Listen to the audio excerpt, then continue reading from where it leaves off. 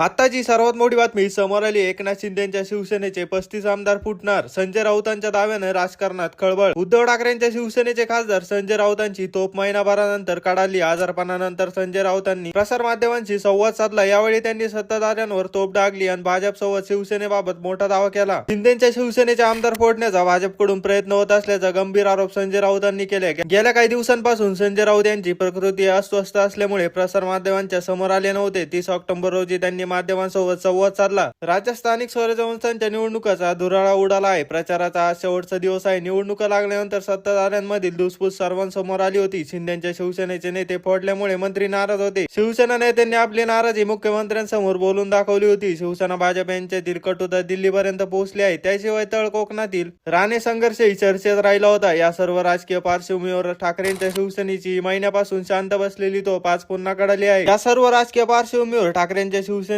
महिन्यापासून शांत बसलेली तोफ आज पुन्हा कडाडली आहे. गेल्या काही दिवसांपासून संजय राऊत आजाराचे. एकनाथ शिंदे यांच्या शिवसेनेवर आम्ही बोलणार नाही, त्यांचा खोताळा अमित शहाच काढणार, हे लिहून घ्या. त्यांनी आमचा खोताळा काढण्याचा प्रयत्न केला होता. एकनाथ शिंदे यांचे 35 आमदार फुटणार आहेत. रवींद्र चव्हाण यांनी भाजप प्रदेशाध्यक्ष म्हणून नेमणूक त्यासाठीच केली आहे. शिंदेंना वाटते दिल्लीचे 2 नेते पाठीचे आहेत, पण ते कोणाचेच नाहीत. एकनाथ शिंदे यांना पक्ष फुटलेला आहे.